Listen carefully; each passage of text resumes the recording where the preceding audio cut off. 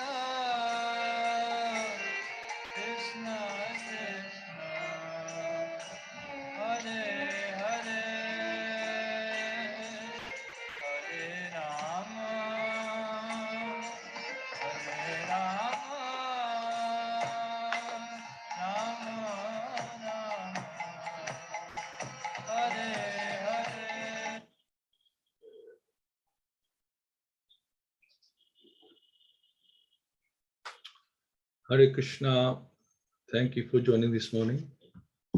Srimad Bhakti class and attentive japa.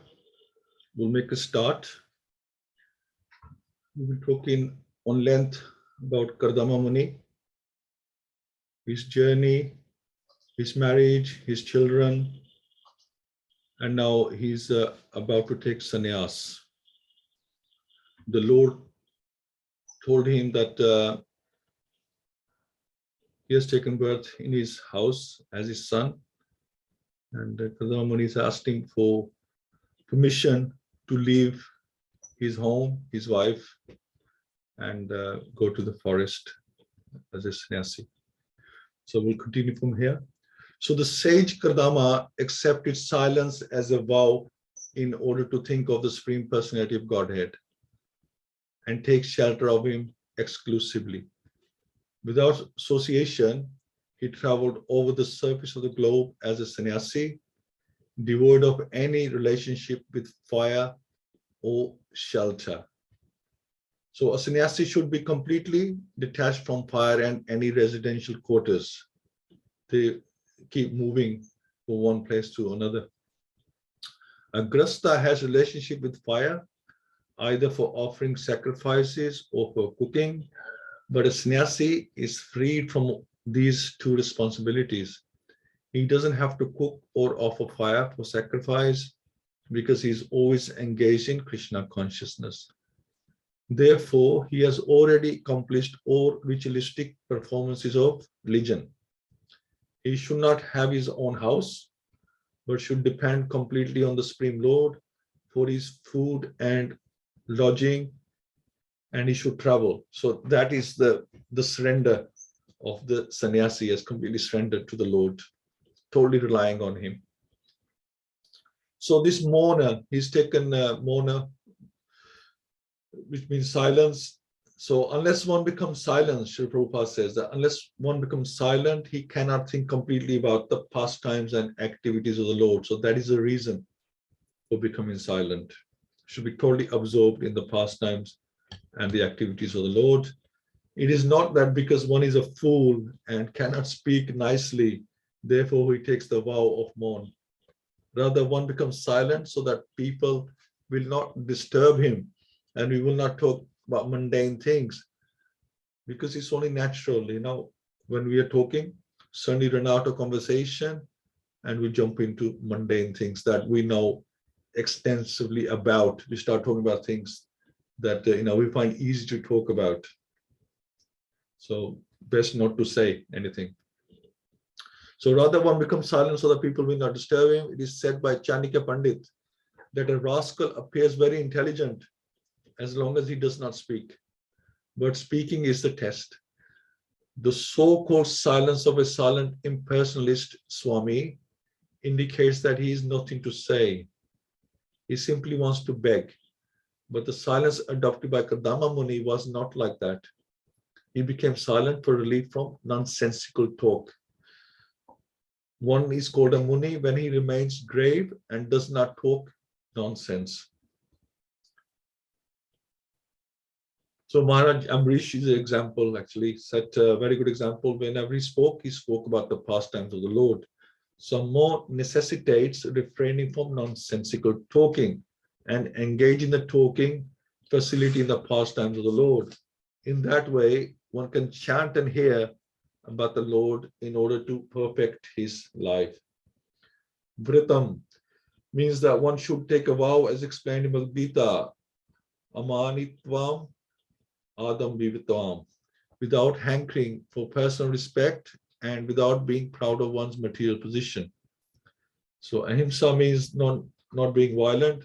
There are 18 processes for attaining knowledge and perfection. And by his vow, Kardama Muni adopted all the principles of self-realization. So this is what, first of all, he was aiming for. That was his first stage, trying to get self-realization. So let's do a quick prayer. Om Namo Bhagavate Vasudevaya. Om Namo Bhagavate Vasudevaya.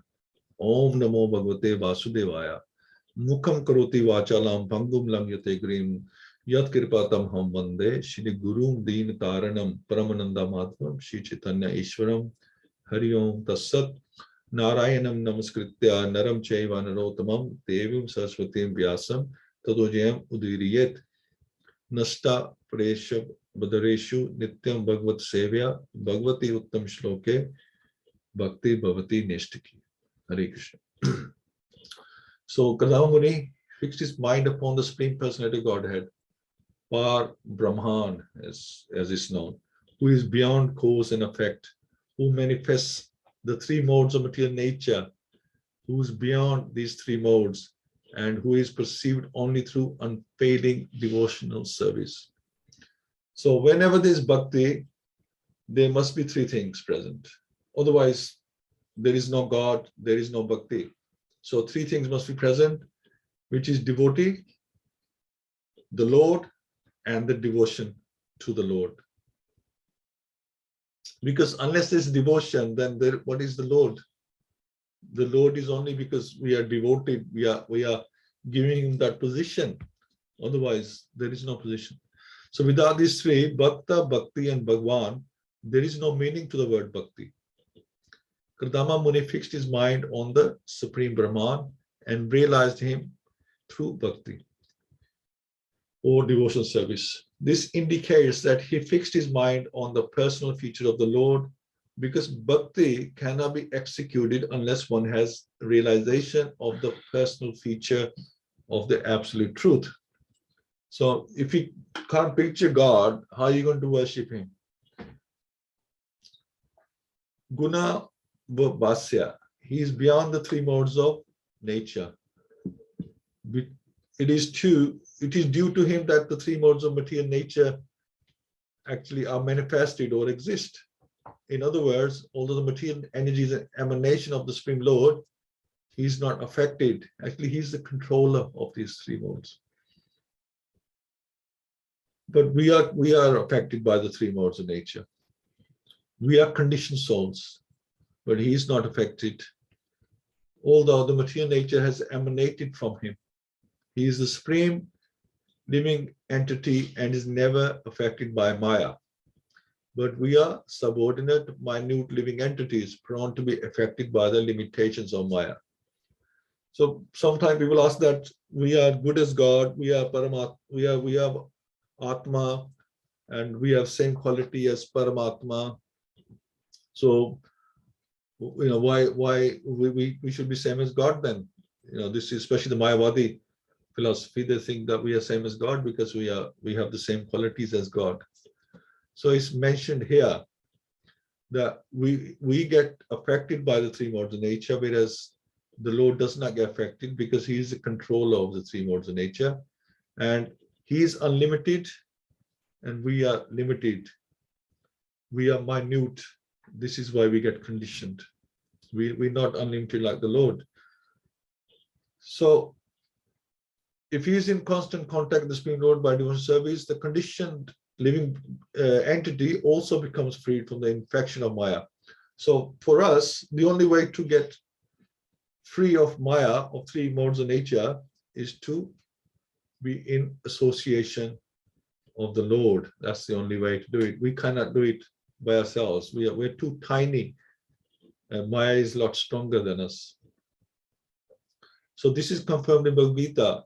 Sa gunan samati yaitan.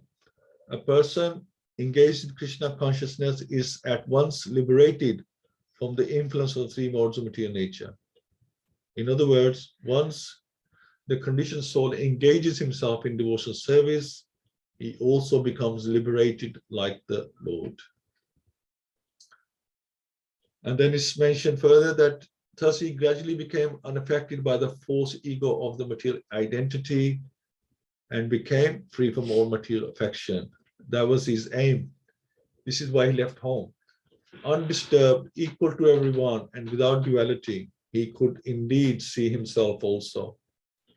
His mind was turned inwards, and was perfectly calm, like an ocean unagitated by waves. So when one's mind is in full Krishna consciousness and one fully engages in rendering devotional service to the Lord, he becomes just like an ocean unagitated by waves.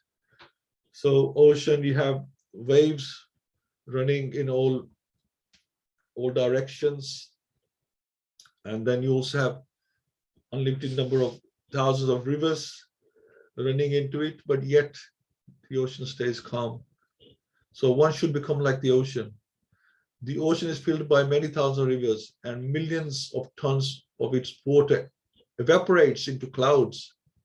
So there's water coming in, water evaporating out, yet the ocean is the same unagitated ocean. And this is like example to us that we have happiness and distress coming all the time. if we can become stable and tolerant in that stage, then we are just like the ocean. The laws of nature may work, but if one is fixed in devotional service at the lotus feet of the Lord, he is not agitated, or he is introspective.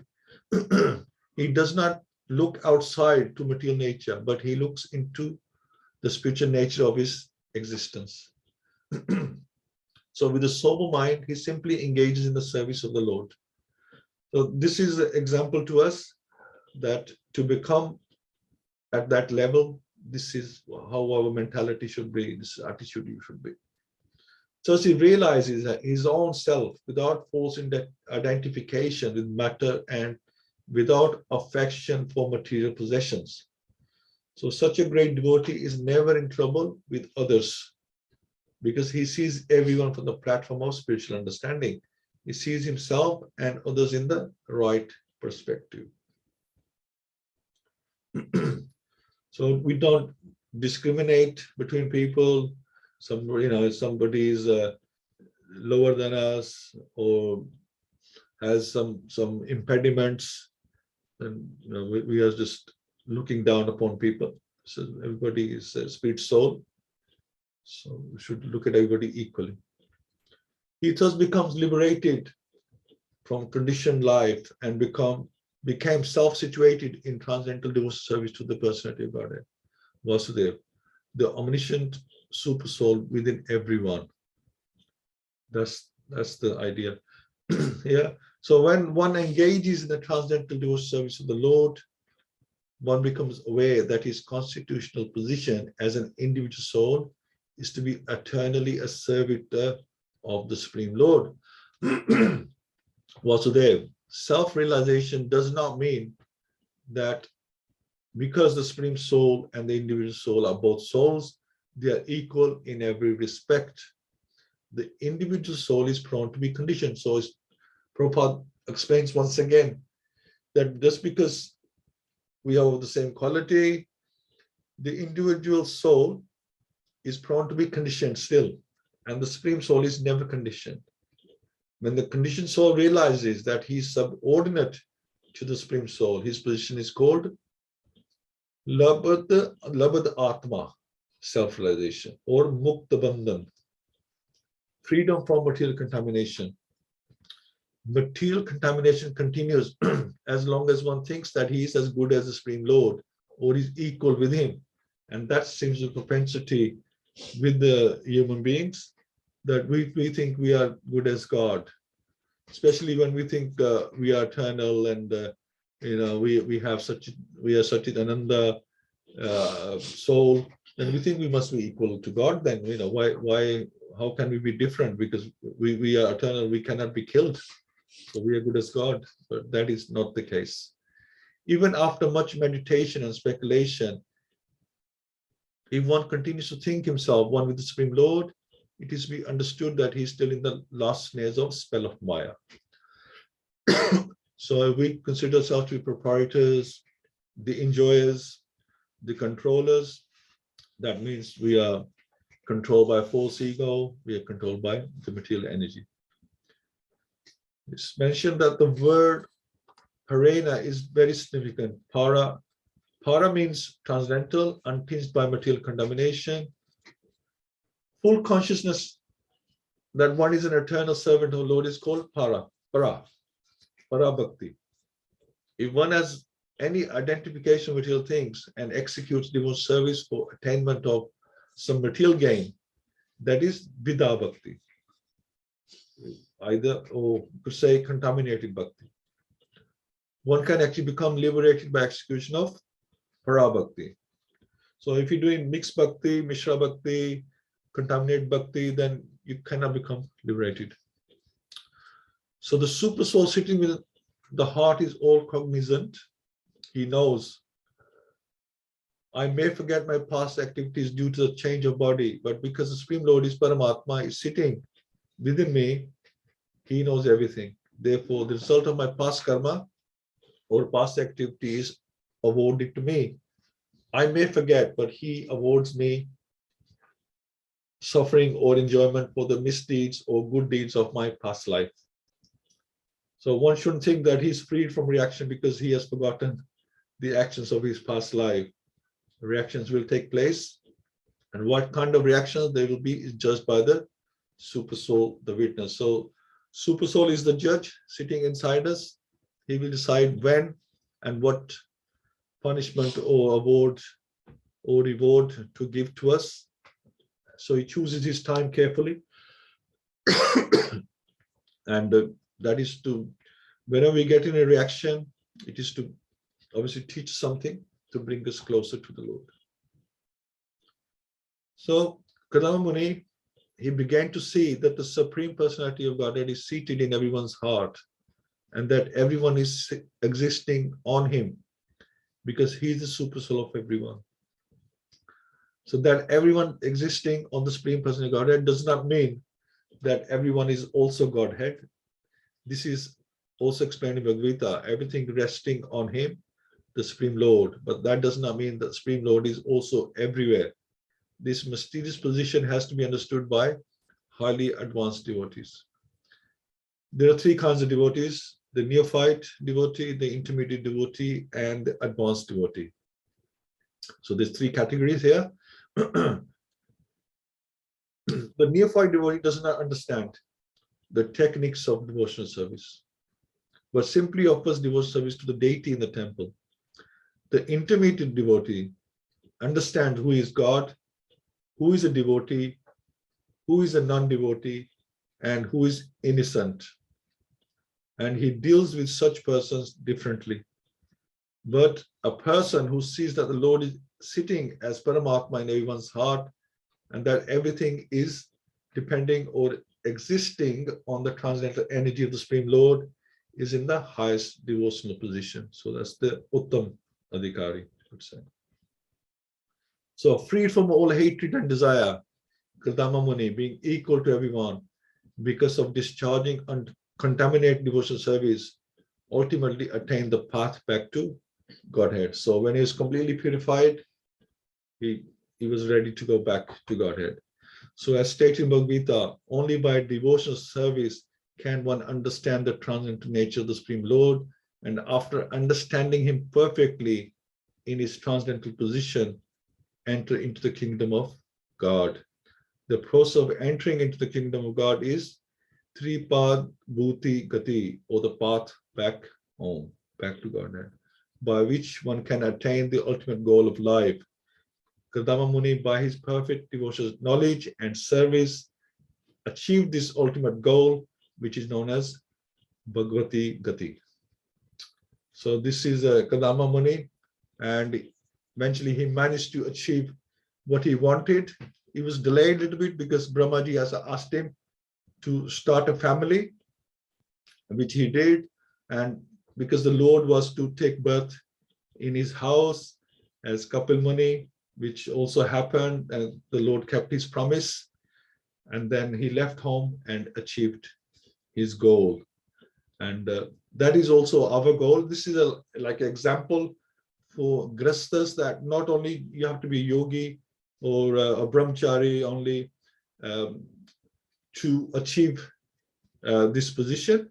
You can be a grasta, and then you can go in stages. After fulfilling all your responsibilities, you can achieve the stage of perfection, purification, and go back home, back to Godhead. And as we were saying last week, a sannyasi now in Kali Yuga does not have to leave home. That's not the idea, that you leave home, because we're so used to living such luxurious, comfortable lives that it's just not possible for us to leave home and then attain bhakti. We don't have the strength, we don't have the mental strength, we don't have the physical strength to survive such hardship. And there is really no forest left like that where we can go and do, without disturbance. We can't hide. So this is the story of Kardama Muni, and I'd like to welcome you all for joining today. And so notice our two VIPs, Rukmani Mataji and maybe, I don't know if that's Sarvashya Mataji on the Galaxy phone, I don't know, but they don't seem to be here today. But welcome to you all, my father-in-law ji, Aisha Prakash Mataji, and Madhav Sham Sundar Prabhu, Partha Prabhu, Parveen Mataji, Prem Prakash Prabhu, Ravina Mataji, and Venkat Prabhu. Thank you for joining. I would love to hear what you found interesting in this pastime, and any realizations or anything you like to discuss or ask. Please feel free. We'll start from the top of the list. Maybe Aisha Mataji would like to say something. Hare Krishna. Hi, Krishna Prabhuji, Danvat Pranam. So very wonderful pastime, Prabhuji. I would prefer to listen from others, Prabhuji. Hari Bol. Okay. I don't know who's on the Galaxy phone. Maybe you'd like to say something?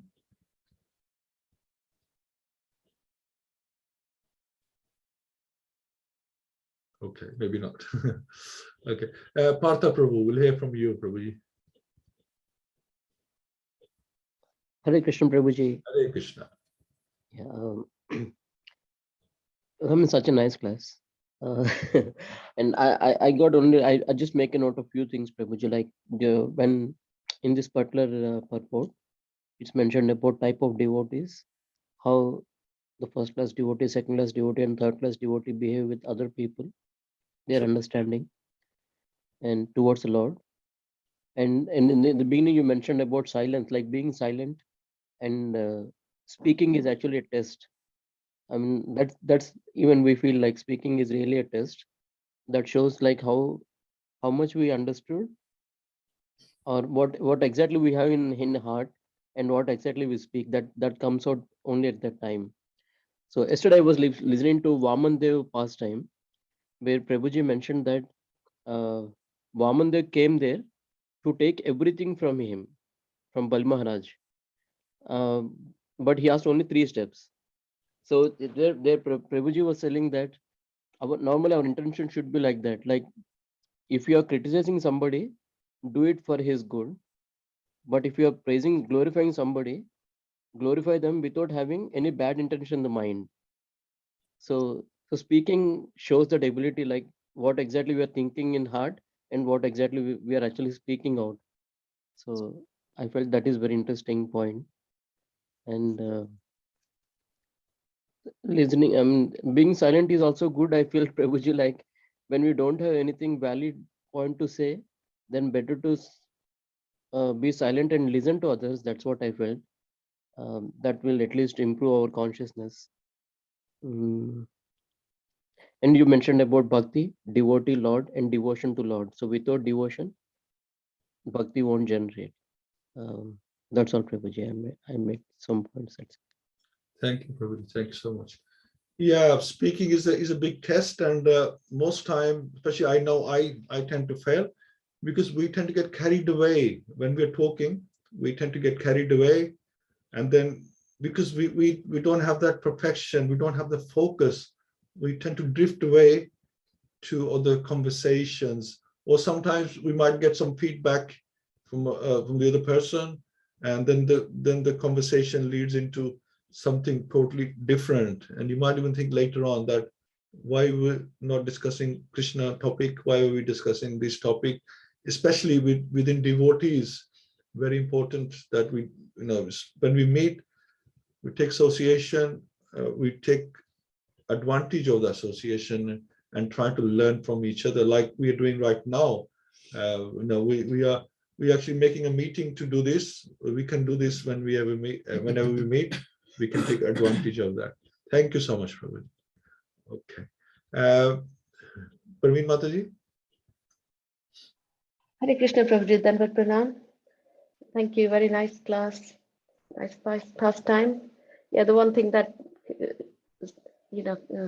what I liked was the example of the ocean, how the 1,000 rivers join the ocean and the ocean is still unagitated. So we have to stay the same when we are in Krishna consciousness. We have to control our senses and not get agitated by the material things. And the causes are, again, I think it mentioned about desires and hatred, because if we overcome these things, then our spiritual life will be much, much easier. So sometimes I think, is it better to work on our vices first before we try to become a proper devotee, or we try our spiritual life and these vices will go away?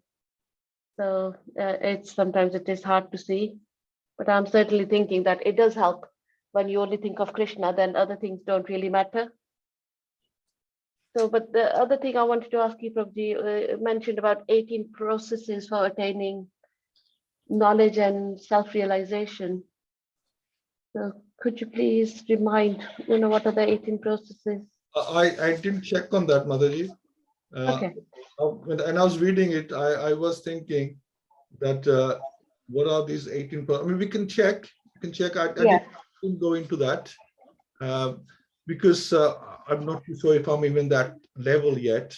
Okay, no, that's fine. No, because nothing coming to my 18 process or I don't know. That's okay. Yeah, I do remember reading this early in the talk. So we'll check on that, Mataji. But you're right about building good qualities and getting rid of vices. Now, in the chapter 16, divine and demoniac qualities in Bhagavad-Gita. So as the divine qualities build, then the demonic qualities automatically go away. So we don't need to worry too much about them. We need to fill this cup. You can imagine a cup full of coffee. When you fill that cup of, say, dark coffee, black coffee with milk, as you fill it with milk, the dark coffee, the color or the coffee disappears, and the cup becomes full of white milk. So it's like that. Even if we have bad qualities, as we fill them with good qualities, as we fill them with Krishna consciousness, the bad qualities will automatically disappear. That is my understanding of that. And so it's like saying that we don't need to be detached from Maya. We just need to be attached to Krishna, because the more we come attached to Krishna, we will automatically become detached from Maya. It's automatic science. It's a process that will take place. It's just that we are so happy to be attached to Maya. We don't want to be attached to Krishna. But if we can convince our mind using our intelligence and knowledge and get attached to Krishna, then we will automatically become detached from bad vices and Maya, all attachments and desires that take us away from Krishna. That's my understanding. Thank you, Prabhuji. Okay. Okay. Galaxy Tab, you're unmuted, so I hope you like to say something.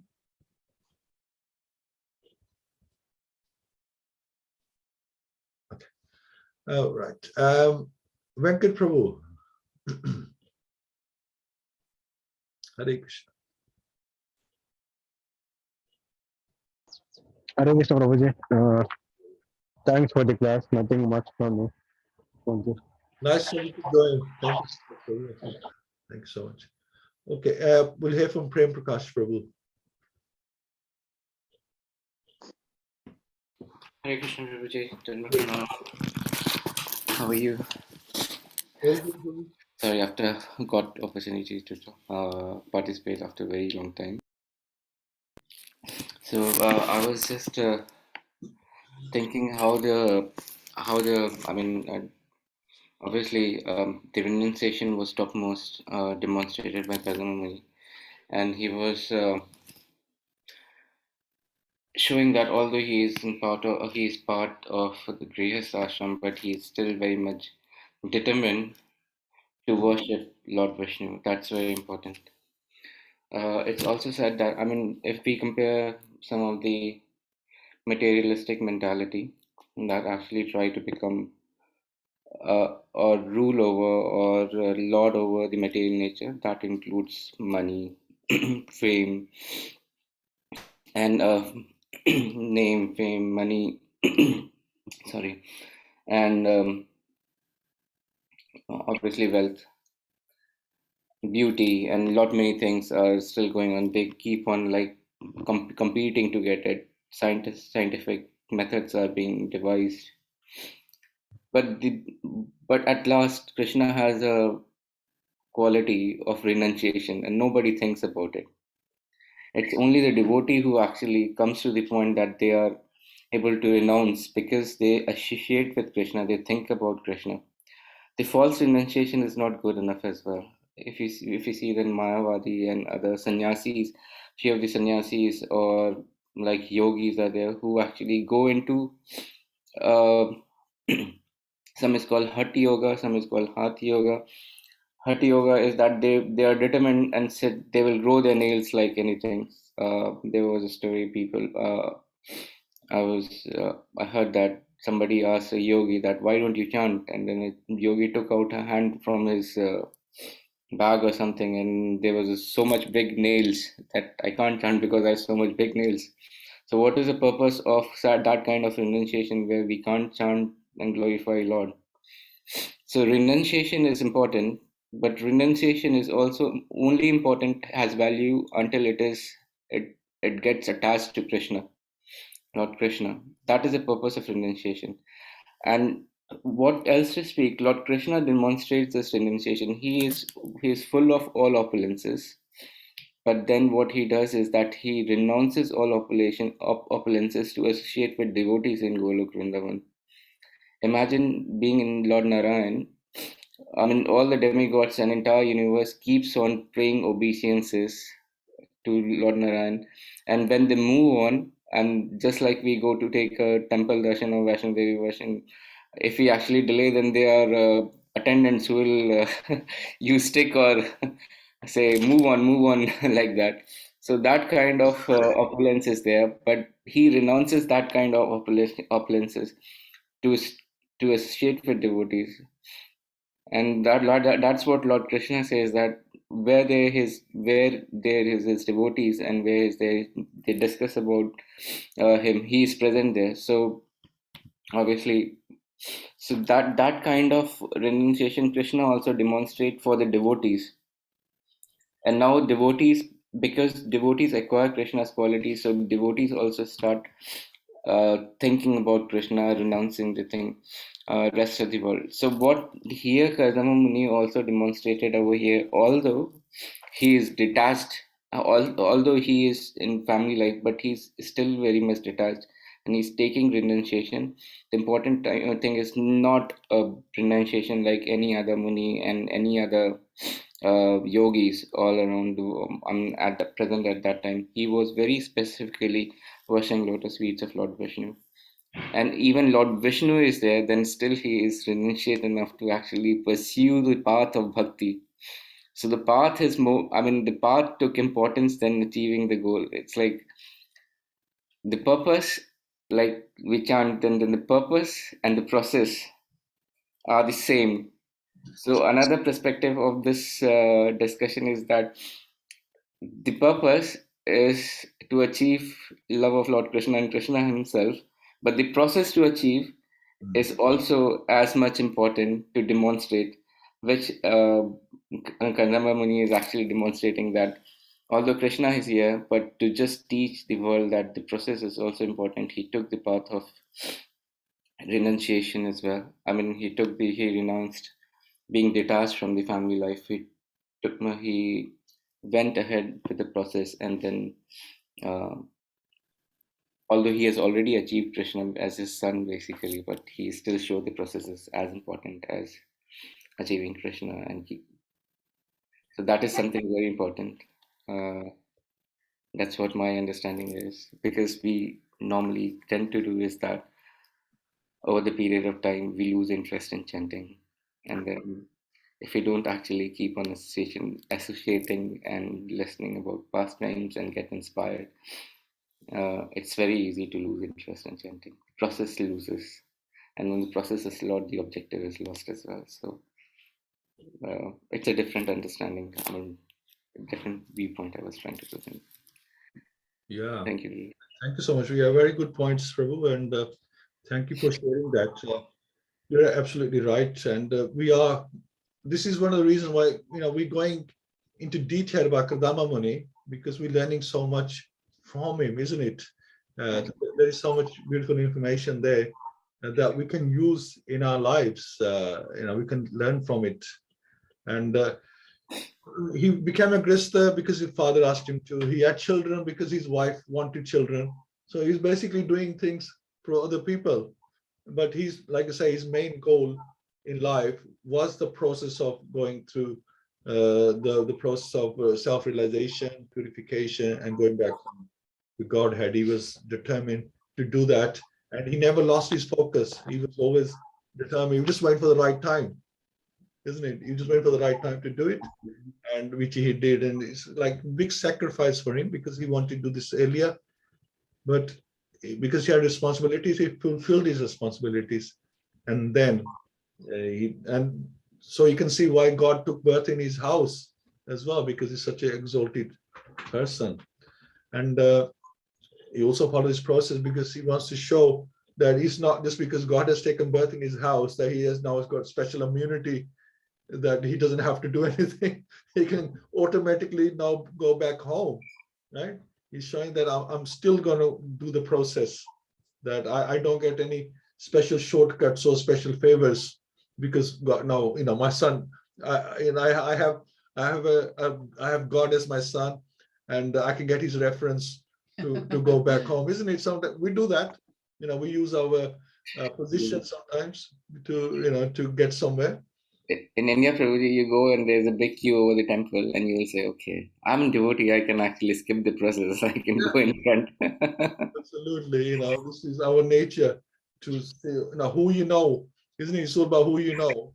If God is your son, then I'm the father of God, I get special to go back home. I don't need to do anything anymore. I have achieved my, just having God as my son is achievement enough. Don't need to achieve anymore. But even through the whole process, just like everybody else, he's in the queue, like you say, he was in the back of the queue, and he worked his way up through self-realization, through purification, to realizing that Paramatma is in everybody's heart, seeing everybody as equal, even through the whole thing. And when he's totally purified, then you get accepted back home in Goloka, in Vrindavan. So, sometimes we are so eager and determined to see God. We want to see, oh, how can we see God? Or, when can we see God? But we don't work on ourselves. That you have to be in that position. You have to deserve it before you can desire.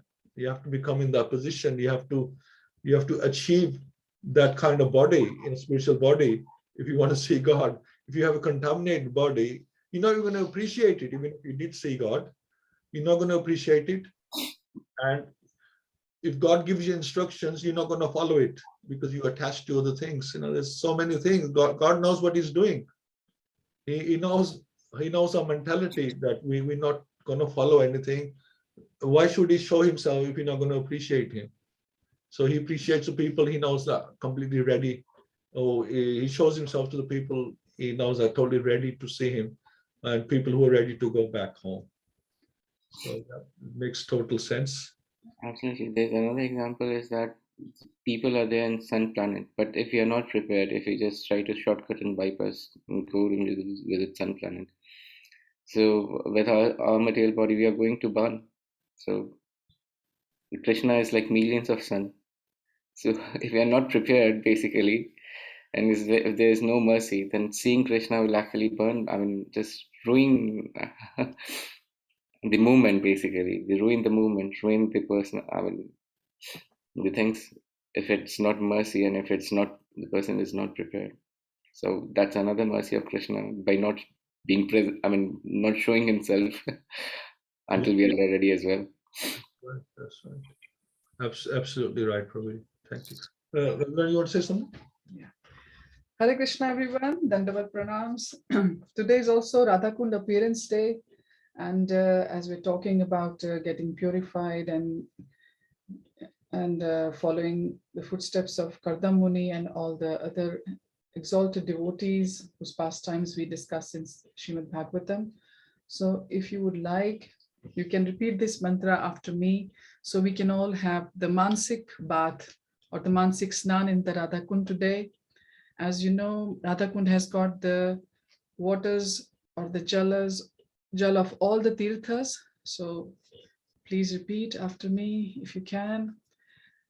Radhika Sama Saubhagyam Radha Samasubhagyam Sarva Tirtha Prabandhitam Sarva Tirtha Prabandhitam Prasida Siddha Radhika Kund Radhika Kund Snamita Salile Shubhe. Shamita Snamite Samite Snamite Salile Shubhe. Salile Shubha. So I'll translate this for you. Your good fortune is equal to that of Radhika herself. You are honored by all holy places. O Radhika Kund, please favor me. I'm now bathing in your sacred waters. Very good. So happy Radha Kund Appearance Day, everyone. Hare Krishna. Hare Krishna. Mataji, thank you so much, Mataji. I was always aware that the day we celebrate in Kartik, Radhakund's appearance day is not the actual appearance day of Radhakund, but I was never aware that when it is. Thank you for letting me know. Because people celebrate in Kartik, they go over there in Kartik and then take a day. But as we are learning the pastimes, I was said that it is not the actual day when we are celebrating it. So thank you so much again, Mataji. Here you go. Thank you, Prabhuji. Also, yesterday, the Tulasi Shaligram Jaladan also began. As we know, it's hot weather in India at the moment. So Tulasi is given the jal in the temples constantly, and Shaligram is also placed underneath. So if you've got Tulsi plants in your homes, please water them. And of course, pray to Shaligram as well. Hare Krishna. Thank you. Thank you so much. Thanks. Okay, so I think we're ready for some rounds. Maybe Praveen Mataji can start, and anybody like to volunteer for the second round? Prabhu, you didn't mention me. I'm here. Mataji, we've been chasing you. We're saying to you, where Galaxy, who's on Galaxy? And then you unmuted. We're still, Because your name is because not your name is not there. I've been asking. I said it might be Sureshi Mataji, but we didn't hear from you. Okay, Mataji. Yeah, I went out of the room for a bit to drink water. Probably that's why you call mine. It doesn't matter. It's okay. Okay, Mataji, anyway, we want to hear your input, please, on the topic today. So please tell us. Well, as Krishna, when Arjun asked Lord Krishna what is sannyas, and then Lord Krishna said, the Supreme Personality of God said, the giving up of the activities that are based on material desire is what great learned men called the renounced order of life of sannyas. That he because Arjuna was confused between tyag and renunciation, and that's what Kardama Muni done. He took sannyas to get detached himself from the world activities. If you stay home, you have a desire of something.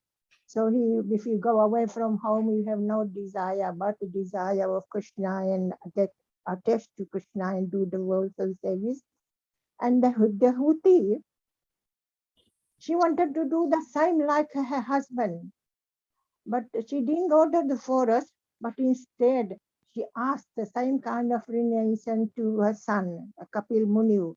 She wanted the same position like husband, and she wanted to have knowledge about self-realization. Is like who you are part and parcel of Krishna.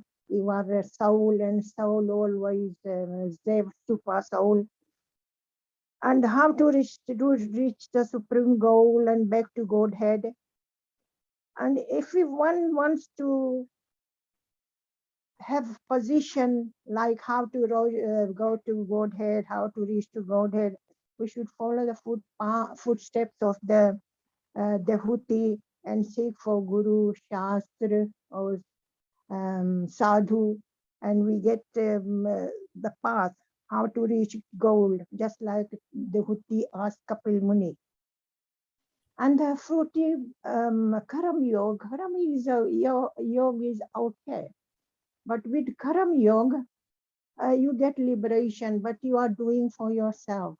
Hmm. Karma yoga is doing because you want liberation, then you do karma yoga. And the same thing, jnana, they want to, it's your desire, they want to merge with the impersonal Brahma. But the devotional service, there's nothing higher than devotional service. That means it is selfless. It is for love of Krishna.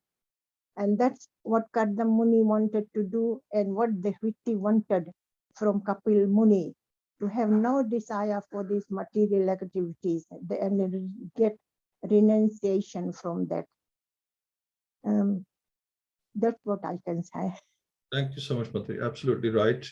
And we have we discussed Kardama Muni, then we'll move on to Devhuti and Kapil Muni, because Kardama Muni has left his wife in safe hands of her son, and she will be gaining knowledge from him. She's obviously in the separation of her husband. Now she is in a very sort of depressive state, and she wants help from her son, and she also wants to know, what she should do to follow the path of realization and going back home. And Kapil Muni is there to help her and guide her. So very interesting. This Canto 3 is very interesting. These avatars who have come to teach us what we need to do, and this show us by example. So thank you so much, Mataji. I was saying myself that usually one is here, either Sarveshi Mataji is here or Rukmani Mataji, and today we couldn't see both. So you were there. I had my suspicions, and I asked. I think you didn't hear me, but yeah, thank you for joining. And now, Mataji, so would you like to start the first round? Then probably Mataji can do the second round.